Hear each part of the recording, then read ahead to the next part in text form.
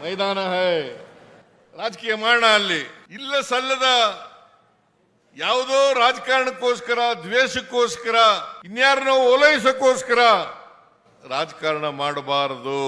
ಓಲೈಕೆ ರಾಜಕಾರಣ ಅದರಿಂದ ಲಾಭನೂ ಆಗಲ್ಲ, ನಷ್ಟನೇ ಜಾಸ್ತಿ ಆಗ್ತಕ್ಕಂಥದ್ದು ಅನ್ನೋದನ್ನ ಅರ್ಥ ಮಾಡ್ಕೋಬೇಕು ಅಂತಕ್ಕಂಥ ಮಾತುಗಳನ್ನ ಹೇಳಲಿಕ್ಕೆ ಬಯಸ್ತಾ ಇದ್ದೇನೆ.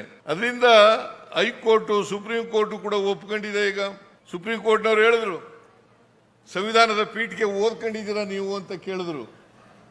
ಸಂವಿಧಾನದ ಪೀಠಿಕೆ ಏನಾದ್ರು ಓದ್ಕೊಂಡಿದ್ದೀರಪ್ಪ ನೀವು? ಸಂವಿಧಾನದ ಪೀಠಿಕೆ ಓದ್ಕೊಳ್ಳಿ. ಅವರು ಸರಿಯಾದಂತ ರೀತಿಯಲ್ಲಿ ಪಾಠಗಳು ಕೊಟ್ಟಿದ್ದಾರೆ. ಸುಪ್ರೀಂ ಕೋರ್ಟ್ನ ನ್ಯಾಯಾಧೀಶರುಗಳು, ಹೈಕೋರ್ಟ್ನ ನ್ಯಾಯಾಧೀಶರುಗಳು. ಇದನ್ನು ನಾವೆಲ್ಲರೂ ಕೂಡ ಅರ್ಥ ಮಾಡ್ಕೋಬೇಕಾಗ್ತದೆ. ನಮ್ಮ ಸಂವಿಧಾನ ಜಾತ್ಯತೀತ, ಧರ್ಮಾತೀತ. ಇದನ್ನ ಅರ್ಥ ಮಾಡ್ಕೋಬೇಕಾಗ್ತದೆ.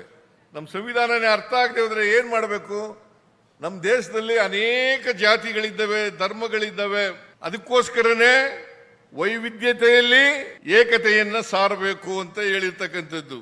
ನಾವು ಯಾವುದೇ ಧರ್ಮಕ್ಕೆ ಸೇರಿರಲಿ, ಯಾವುದೇ ಜಾತಿಗೆ ಸೇರಿರಲಿ, ನಾವೆಲ್ಲರೂ ಕೂಡ ಭಾರತೀಯರು ಅಂತಕ್ಕಂಥ ಭಾವನೆ ಬಂದಾಗ ಮಾತ್ರ ಅದನ್ನ ಅರ್ಥ ಮಾಡ್ಕೊಳ್ಳಿಕ್ಕೆ ಆಗ್ತದೆ. ಇಲ್ಲದೆ ಹೋದರೆ ಸಂವಿಧಾನನೇ ಅರ್ಥ ಆಗಿಲ್ಲ ಅಂತಂದ್ರೆ, ಸಂವಿಧಾನಕ್ಕೆ ವಿರುದ್ಧವಾಗಿರ್ತಕ್ಕಂಥವ್ರು ಮಾತ್ರ ಸಂವಿಧಾನ ಅರ್ಥ ಆಗಿಲ್ಲ ಅಂತ ಹೇಳಿ ಹೇಳ್ತಕ್ಕಂಥದ್ದು, ಅಥವಾ ಸಂವಿಧಾನವನ್ನು ತಿರುಚಿ ಹೇಳ್ತಕ್ಕಂಥವ್ರು. ಅದನ್ನ ಸ್ವಾರ್ಥಿಗಳು. ಸಂವಿಧಾನಕ್ಕೆ ಮಾಡ್ತಕ್ಕಂಥ ಅಪಚಾರ, ನಮ್ಮ ನಾಡಿಗೆ ಮಾಡ್ತಕ್ಕಂಥ ಅಪಚಾರ, ನಮ್ಮ ದೇಶಕ್ಕೆ ಮಾಡ್ತಕ್ಕಂಥ ಅಪಚಾರ. ಇದನ್ನ ನಾವೆಲ್ಲರೂ ಕೂಡ ಅರ್ಥ ಮಾಡ್ಕೋಬೇಕಾಗ್ತದೆ.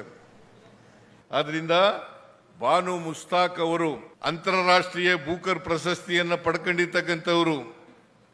ಅವರು ಈ ಸಾರಿ ದಸರಾ ಉದ್ಘಾಟನೆ ಮಾಡಿರ್ತಕ್ಕಂಥದ್ದು ಸರಿಯಾಗಿದೆ.